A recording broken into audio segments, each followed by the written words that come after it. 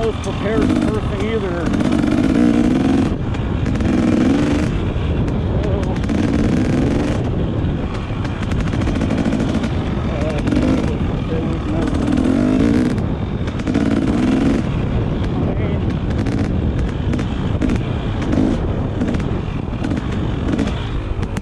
Don't get me wrong.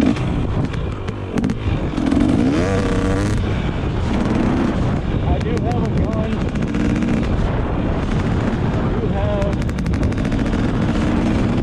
quite a few rounds for that gun. I don't know off the top of my head, it's not that many, but I could be better off. I do have, I got my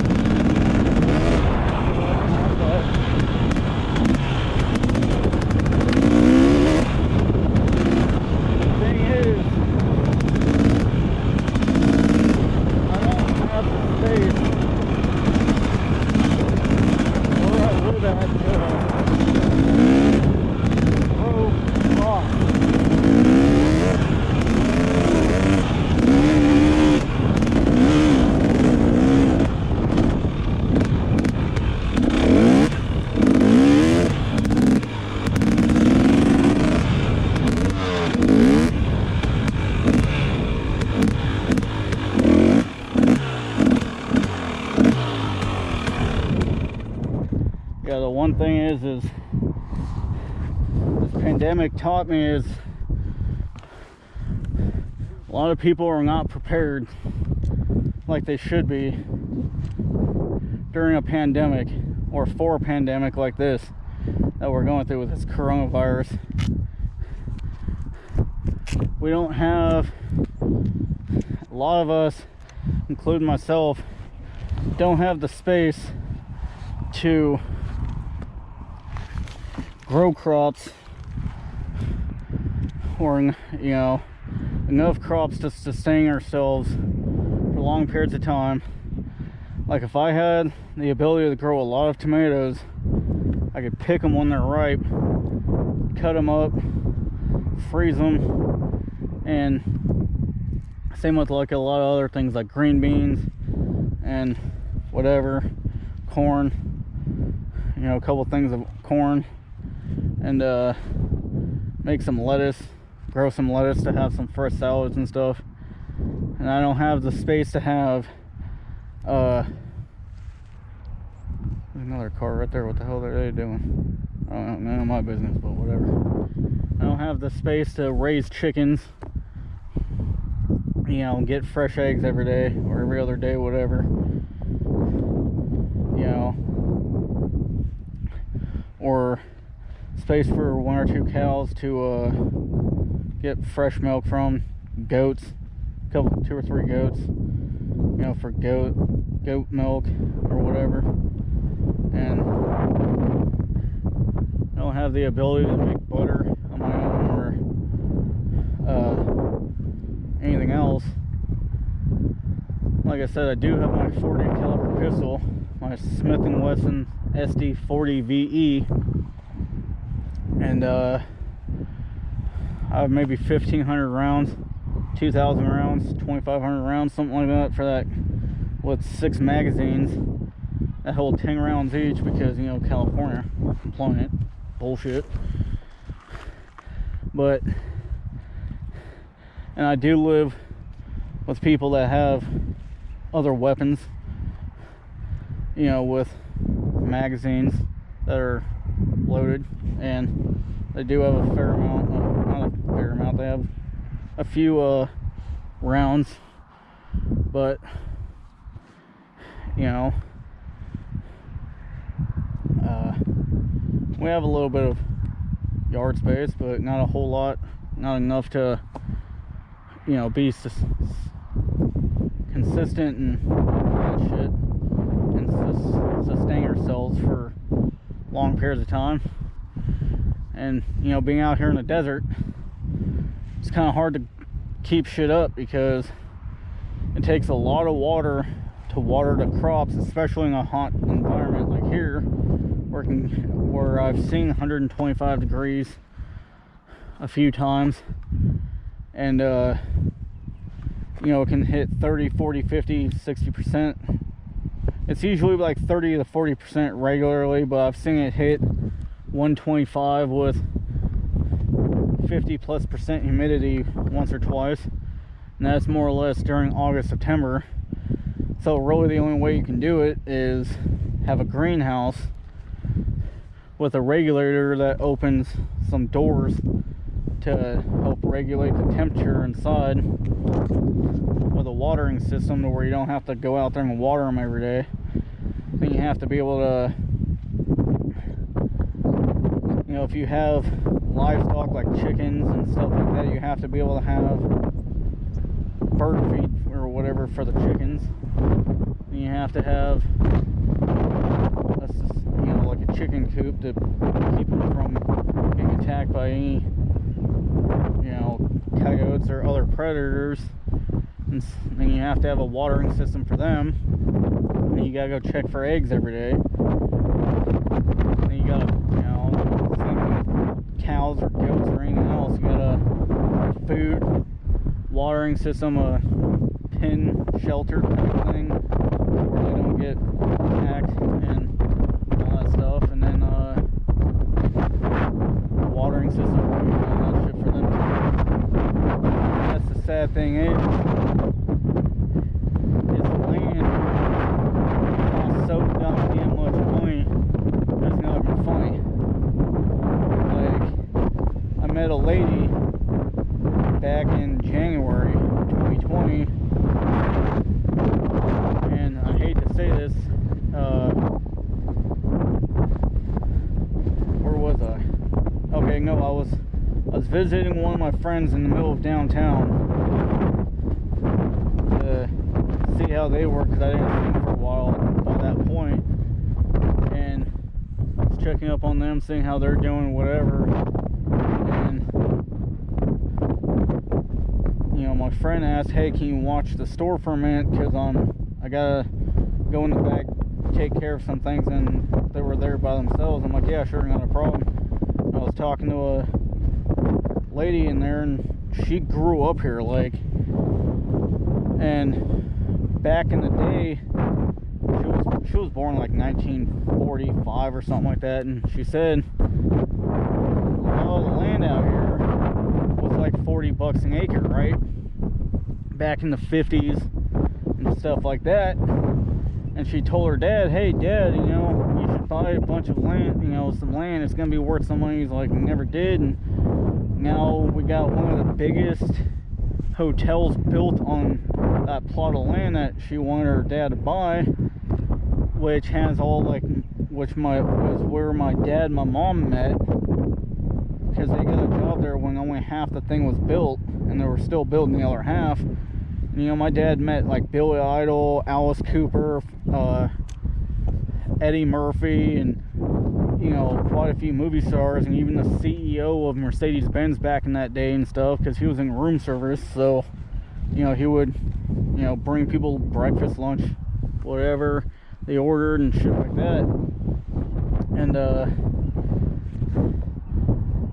you know, but now, you know, a quarter-acre lot, which is what your average size lot that your average house is sitting on in a city, you know, it's going for $35,000 to $45,000 per quarter acre in town, and then outside of town, like out here, you're talking like 1 acre is like $50,000, $60,000, $70,000 or more, and you have to spend like 10, 15 grand to drill for water, and that's on, and you have to hope to get lucky enough to find water,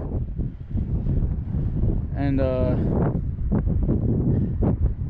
if you don't, then you're screwed because you just wasted all that money. But, and that's part of the reason why I would like to find, I have some ideas of where I would like to do it at, but I would like to buy 50 plus acres of land out in the middle of the desert, and I don't need any fancy $5 million home. I'd be happy with a triple wide trailer as long as it's got a swamp cooler and AC with solar panels on the roof and my own well to where I don't have to pay a water company.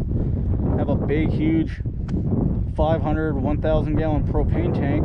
Get that thing filled for natural gas to cook with, or you know, if I have enough solar panels on my roof to where I can have the biggest solar battery thing I can have, and I can just have electric appliances, you know, like electric stovetop, electric water heater, you know, try to be self-isolated, you know. Then I would definitely have, you know, a couple of chickens out there, and you know, maybe 1 or 2 cows, and I would just be like, if somebody knows how to milk cows and has a processing thing, come milk my cows. You can just take the milk, just give me, you know, half the amount back in already whatever milk, you know what I'm saying? So if they get 10 gallons of milk out of my cows, give me 5 gallons of milk, you know?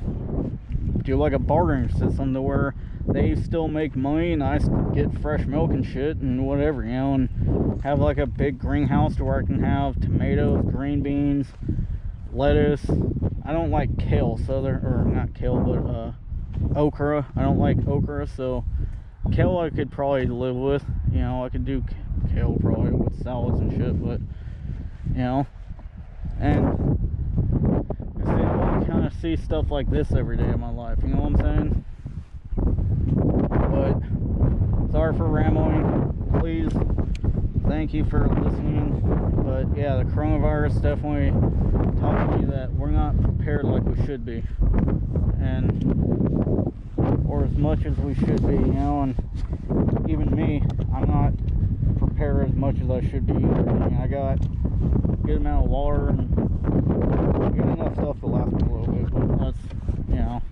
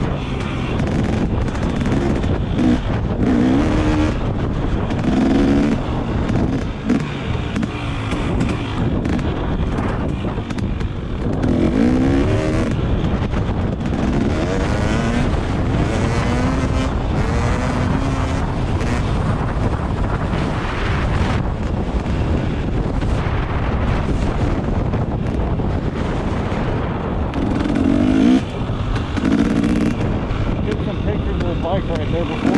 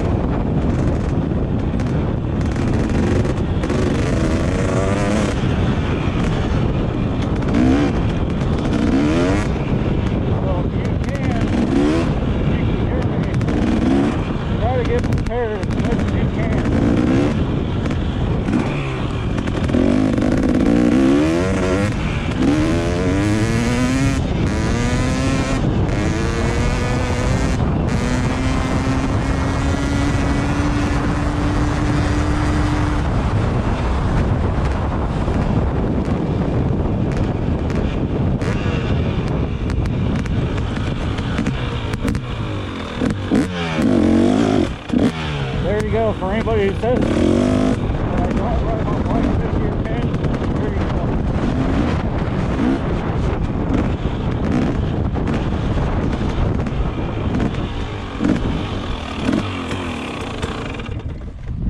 There you go, 5th gear pin, pull real quick, picking up some dust. It's the only bad thing about what was it, not last week but the week before, we ended up getting 5 days of rain about a week and a half ago. It was nice, everything was all hacked. I'm like, oh, I want to go riding but I can't. But anyways, thanks for enjoying the Mini Moto Show. Catch you guys on, you know, the flip side of shit. Thanks for listening to my bullshit. Make sure you get prepared as much as you possibly can, and let's cue the outro.